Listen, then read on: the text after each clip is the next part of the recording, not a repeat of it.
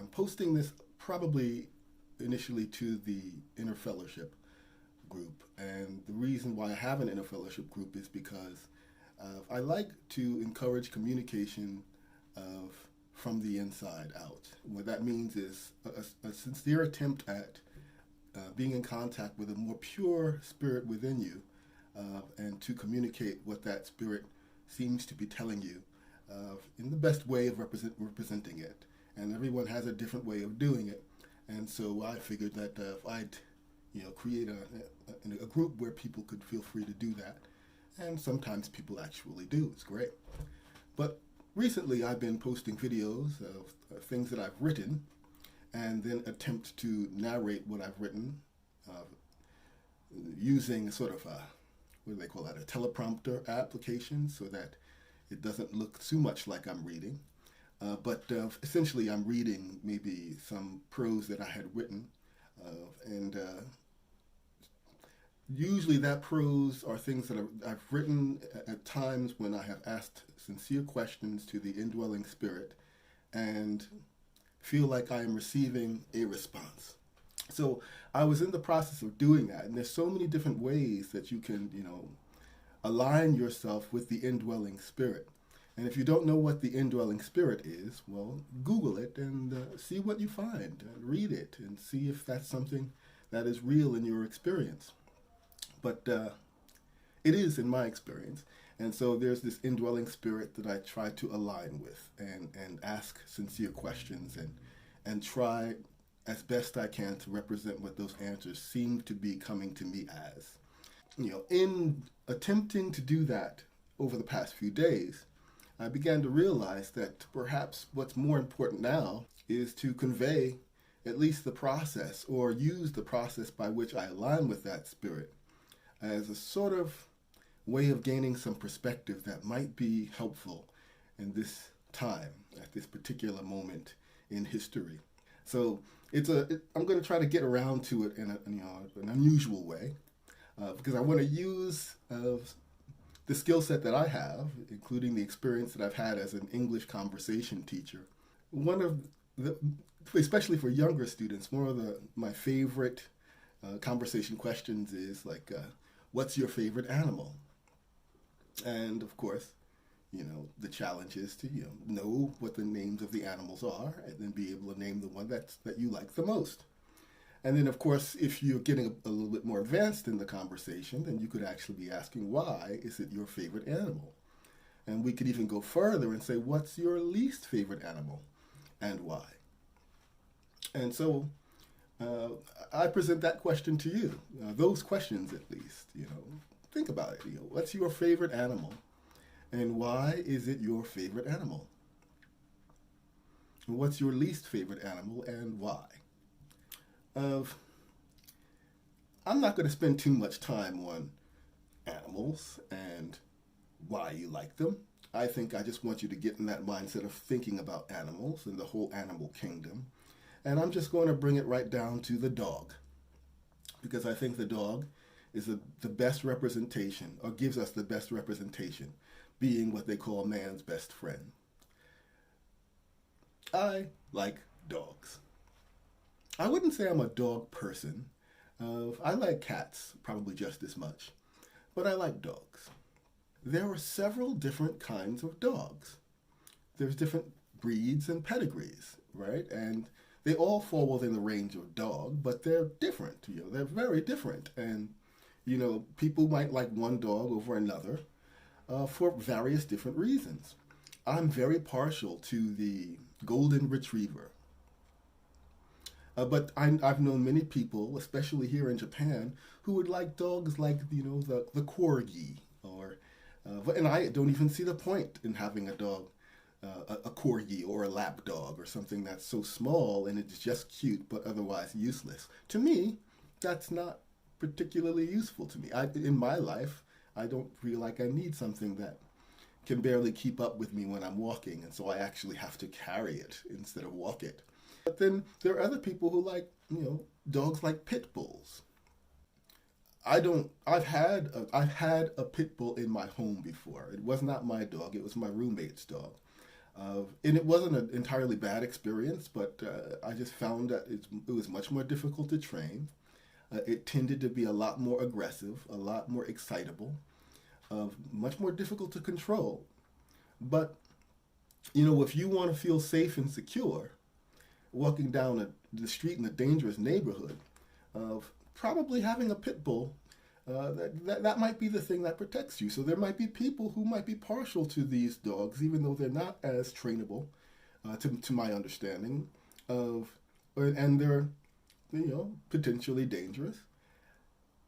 But the point is that different people like different dogs for different reasons, and because there are different dogs, uh, they will have different owners and who will treat them differently. Even the same owner would have to treat those three dogs differently. Like an owner that has a golden retriever, a pit bull, and a corgi will not treat those dogs the same because they have different tendencies and they have different capacities, limitations. I mean, and the interesting thing about it is, unless they all have the same owner, that is to say that they're all living in the same home, eating from the same food bowl, there's no reason why those dogs would ever really get along.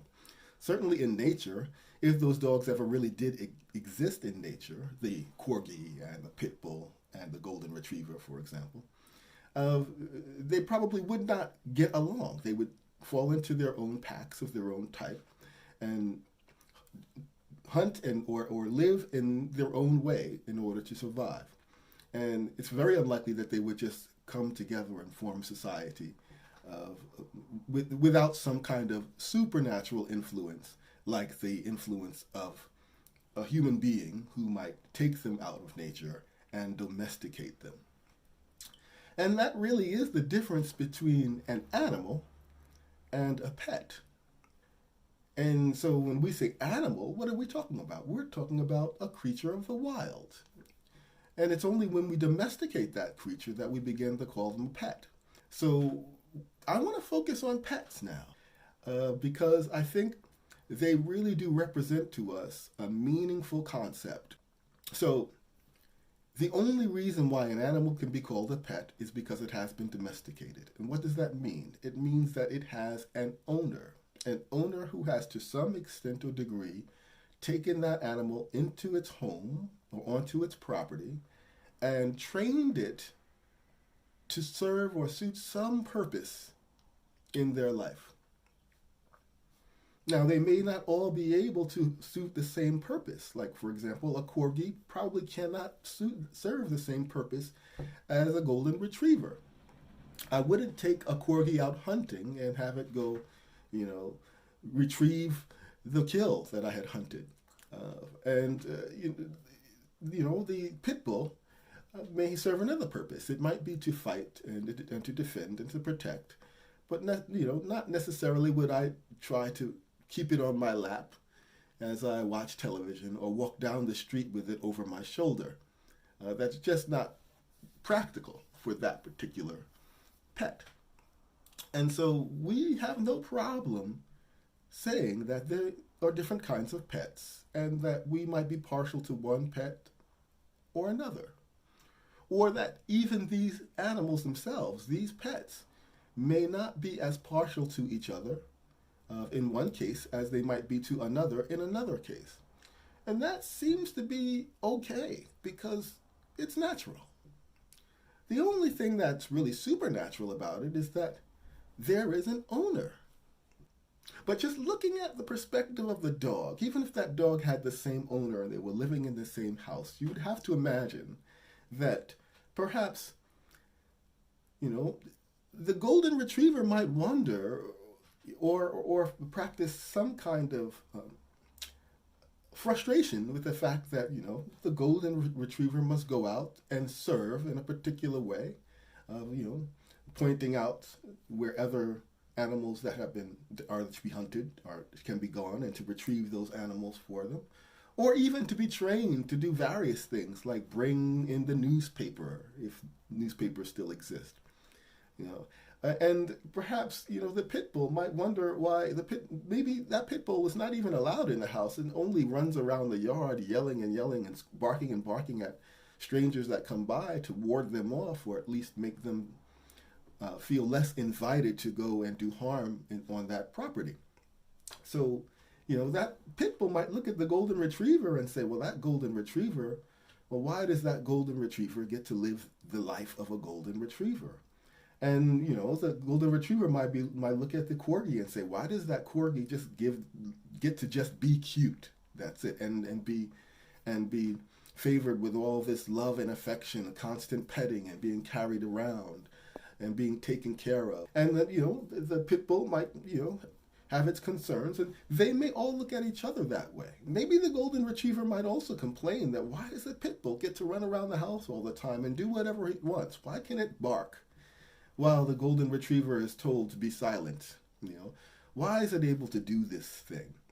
And so they might notice that there are these different situations that they have because of their different pedigree. Even with the same owner, just because they have a different pedigree, they're treated differently. And as they walk down the street, they are seen differently. A corgi walking down the street, even unleashed, may seem to be no great threat to everyone else on the street. But the golden retriever is a little bit bigger, and although it might be very well trained and very trainable, people might not know that right off the bat and might say, well, I'd rather that thing be on a leash.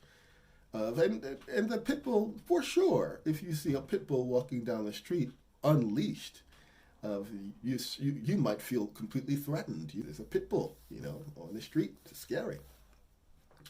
And I think you can kind of see where this is going based on what's going on these days. I think the reason why dogs work well as an analogy for even our own existence is because we have a physical body. That physical body, this ego that you're seeing in front of you, is of animal origin. It is essentially an animal. And it has a pedigree. We call that pedigree a race. Or we might say a nationality, or a culture, or some other nomenclature. But the truth is, at the base level, there is a biological difference that may not be all that different in comparison to any other animal, but is largely different when you're looking from the prism of just that animal itself. Just like humans have different races, animals have different pedigrees. And it is good to look at your body, this physical body, as an animal. And I know people get really insulted about that. I've even lost good relationships by actually using that analogy as a teaching method. But it's a good way to look at it, because the ego doesn't like to be an animal. The ego doesn't like to be seen as an animal. Doesn't matter what pedigree it is. The ego doesn't like it. But the reason why I think it's a good idea is because when you consider your body as an animal, then you begin to be able to conscientize yourself as more than the animal. The animal then becomes a pet. And you, this unseen aspect of you, is its owner. And so we arrive at this place where, first of all, we realize we are not our pet. We are its owner.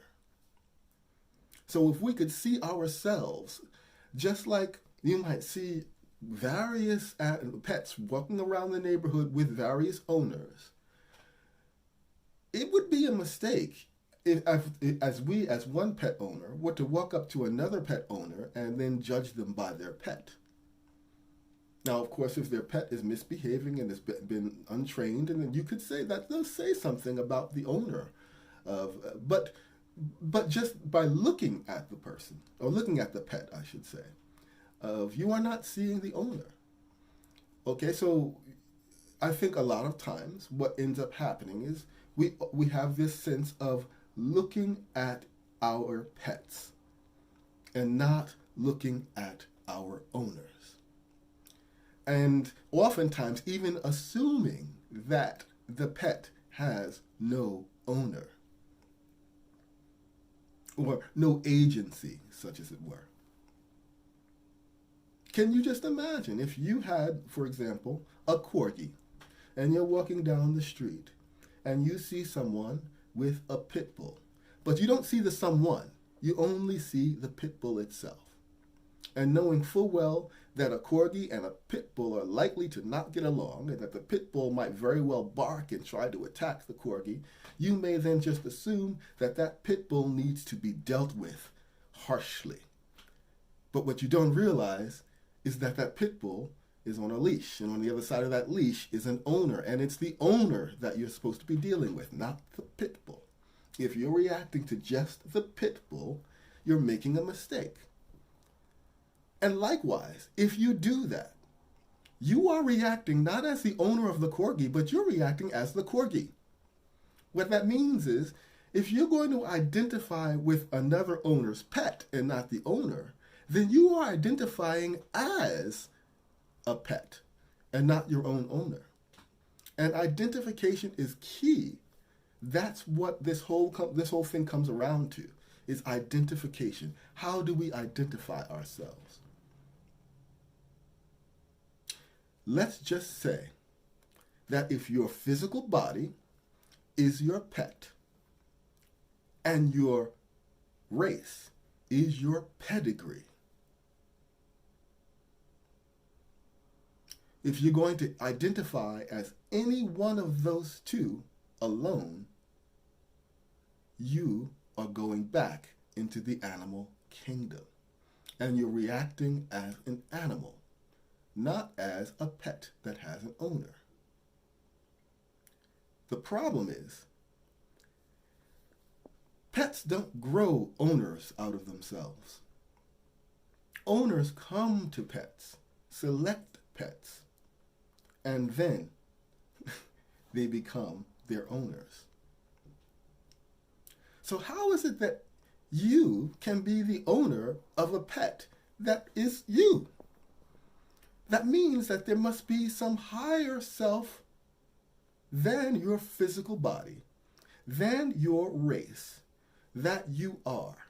It must be, because you would be insulted if anyone treated you as if you were just your pet, your physical body. Right now, we are angry. We are angry, right? Because certain pets are being treated despite their owner, being reacted to as if they don't have an owner. And recognizing that if that's happening, it's because they're being approached by pets that have forgotten that they have an owner and are reacting as the pet.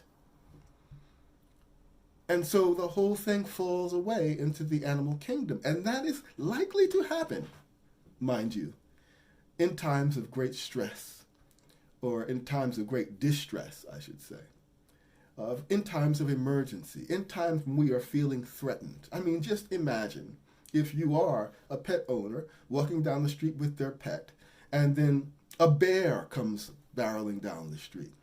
Just because you see that bear, you might say, whoa, okay, I'm going to let my pet free. I'm going to unleash my pet to do whatever it can to protect me, even if it means forgetting that I, as the owner, that I exist. I just react to that bear as an animal, because it's an animal.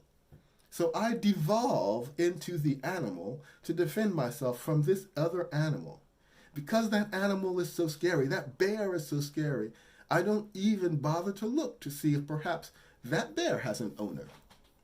I just forget my own ownership, my own agency, and I react. That's what we do in nature. Because we don't really understand the nature of having an owner. We just take it for granted. We take for granted that we have a soul. We take for granted that we have a personality, something unique about us that exists not despite, but not just as, our physical body. And so when people respond to us based on what they can see by our physical body, as physical bodies such as they are, because they have fallen to that response, we are insulted. That we that are insulted is something higher than just our physical body, something higher than just our race. We don't want to be treated, no one wants to be treated as a race. White people don't want to be treated as a race. Black people don't want to be treated as a race. We all want to be treated not as a pedigree and not as a pet, but be acknowledged as the owner of the pet. But how to maintain that ownership status is a challenge because we really fail to understand how we got this way. How did we arise out of nature such that we went from being animals to pets, which thereby have owners? Well, that goes back to that indwelling spirit that I was talking to you about. You see, because just like there are some people who like corgis and some people who like golden retrievers, there are some people who like pit bulls. Well, I'll reveal to you, if you haven't Googled the indwelling spirit, there are pure and divine spirits which hail from paradise, at the center of all creation, the place of perfection, that have preferred to dwell within your pedigree.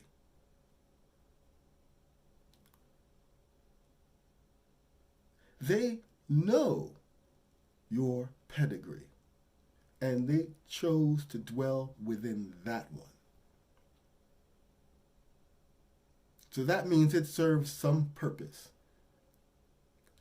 Now, the sheer fact that this thing that we did not ask for, we didn't make it happen, this spirit from paradise comes to dwell within this otherwise animal, makes it possible for us to be established as the owner of that animal.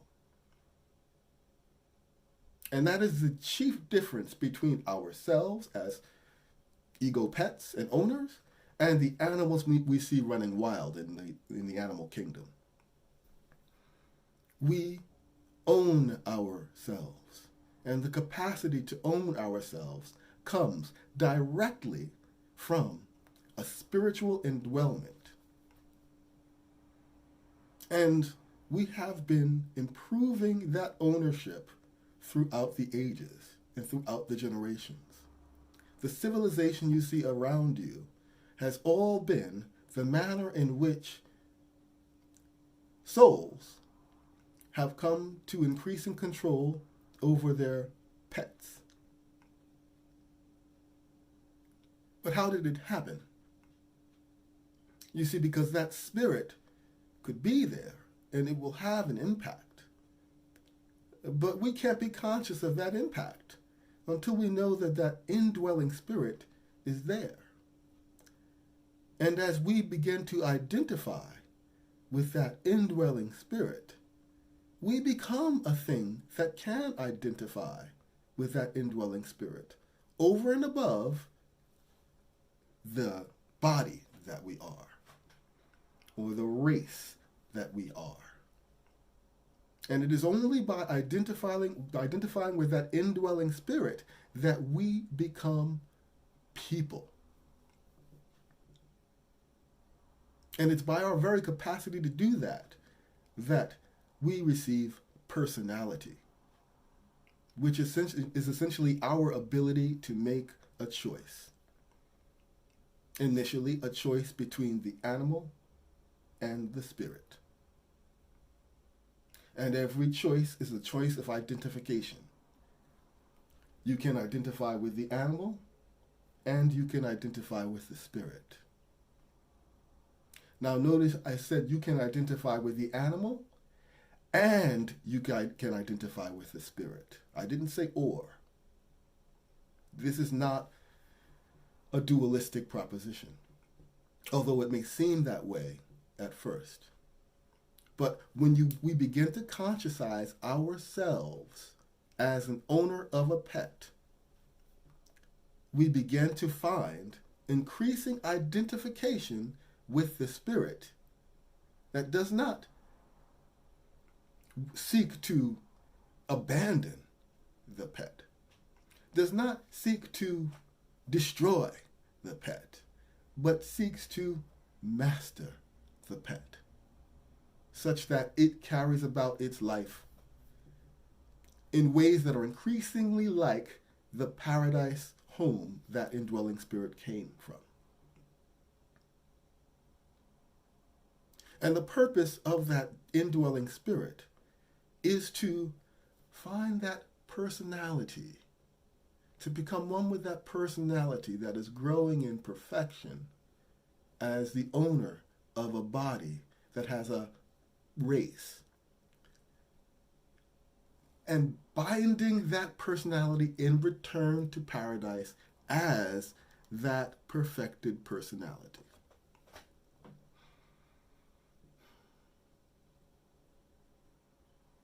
Have you ever heard that before?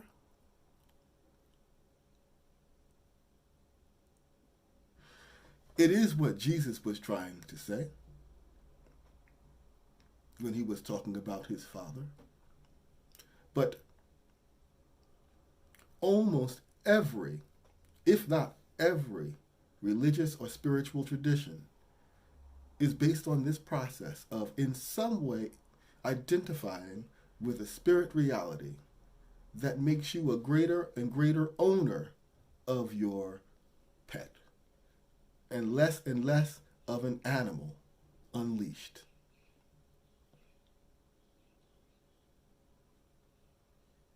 But we're forgetting about that. I mean, it was unconscious in the first place, so it's hard to say we're forgetting something that we weren't even conscious of. But we are forgetting about it. We had unconscious recognition of it through our religious and cultural traditions. All of those strange and hinky things that we would do, like jump over a broom to say that we're married, bow at a statue, venerate a mountain, revere certain animals even. All of those were our attempt at somehow representing outwardly this inward reality of a spirit that we can identify, that through that identification gives us greater and greater mastery over the pet that would be us if we were just animals. We're becoming secular, and that's to the good, because it means that religion becomes more personal, and that's what it should be. But we must not throw the baby out with the bathwater. In fact, I think what we need to do is just empty out the bathwater and recognize the baby.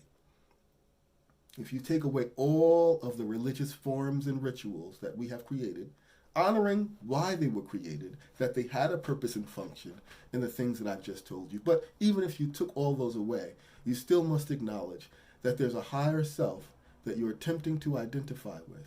And if you can accept that as your purpose, as the purpose of your existence, then you have essentially a new and more personal religion. And how you do that becomes the outworking of that. But if you don't identify with that indwelling spirit that gives you the capacity to be the owner of your pet, then more and more of the things that are happening now will continue to happen. And that is, you see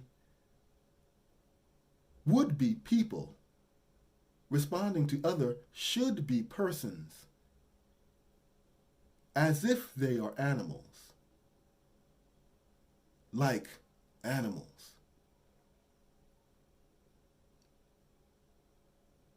You're starting to see races looking at each other and unconsciously acting in certain ways. You're starting to see animal behavior. And yet, at the same time, there's so much potential through the strife to recognize that even as our pets are barking at each other, they all have owners. And we have to be able to recognize that to be the owner of our own pet. So we have to stop letting our animals bark at each other, and each animal trying to control the barking of another animal, recognizing that we are the owner of our pets. And first and foremost, we must gain mastery over our pets. And only then can we then go out and attempt not to deal with other people's pets, but to get to know the owner of those pets. Discover that while they're certainly not the same as you, they're a lot more similar to you than their pets appear to be. Because that spirit that dwells within them is identical. And it's through the identification of that spirit that they even develop the ownership status over their pet. And then you begin, because you have trained your pets, to be able to make those pets to cooperate. Make those pets to make best usage of what their types and tendencies are. When you are the owner of your pet and not the pet itself, you should have no problem with understanding that different pets and different pedigrees have different characteristics. Some desirable in some ways by some undesirable in other ways by others. That should be nothing personal, because it's not a personal reality. Your personality is an owner of a pet. It is not the pet itself. At least not only the pet itself. So, my process of aligning with that indwelling spirit so that I could take on its perspective is to recognize the struggle that I am having with mastering my pet. Mind you, I try very hard not to make it about the struggle that I'm having with mastering other people's pets, right? Other people's imperfections may bring to mind even more greatly what my imperfections are, but it is my pet that I'm responsible for. And so the struggle is to come into greater and greater mastery of my pet. And then perhaps even greater and greater mastery of my pet's pedigree.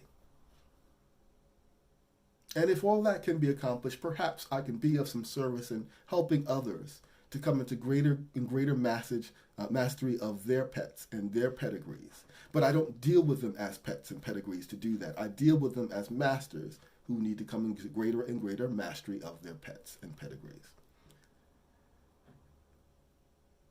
And when I am struggling with my pet, I conscientize myself as like a child who has been given this pet to deal with, and for a purpose, and a precious purpose, but given this pet by a father whose spirit dwells within me, which makes it possible when I have trouble with my pet, or my pet has trouble with other pets, it makes it possible for me to turn to my Father within myself and ask for help. How do I gain greater mastery of this pet?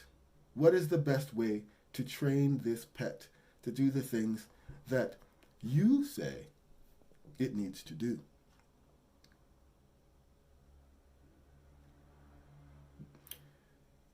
And then just doing that. In any way that I do that, no matter what I'm doing outwardly, while I'm doing that inwardly, answers are forthcoming. They come from within, they come reflectively from without, but they are forthcoming. But even more than that,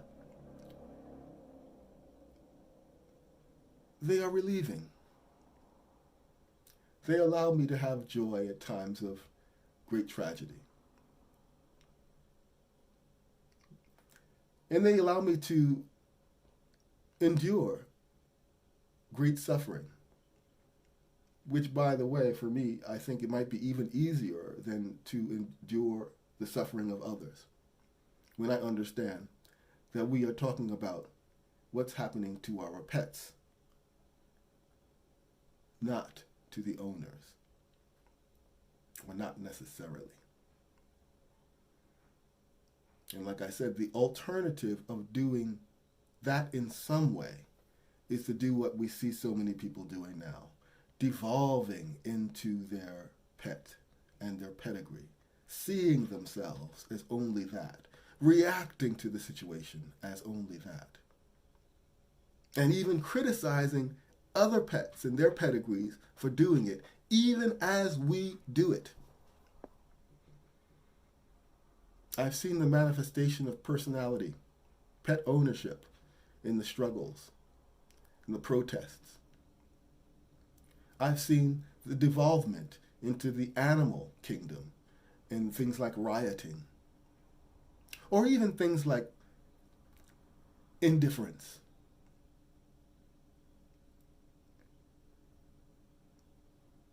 I know the indwelling spirit will win.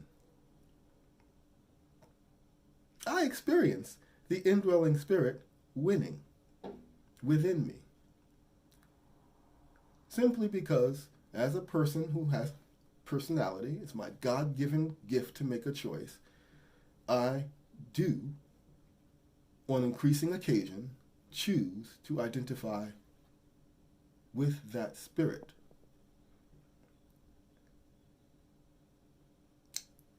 So I can more and more become the owner of this pet that you see before you.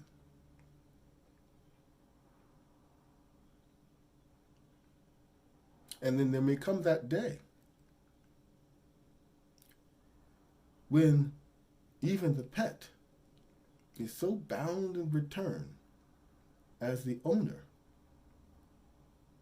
to that spirit that it begins to do the work of that spirit in the flesh.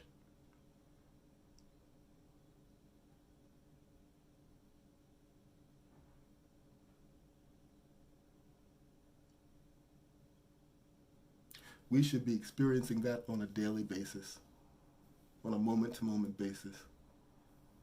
And if we're not, it's probably because we don't have enough challenges.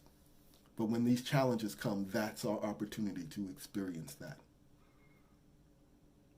We're seeing people do it. We can also do it. And I guess this was just a message to say that, we can align with the highest, purest, most paradise-bound spirit possible to most creatures. And it really only is a question of acknowledging it, making a choice to want to do that. To want to do that. Not even necessarily that you do it in some way that's provable, but to want to do that. To have that desire. That determines the trajectory within you. Because to not want to do that would be to devolve into the ego and the animal in the animal kingdom, and then you will find the animal reality that exists when spirit realities are not pursued. Peace.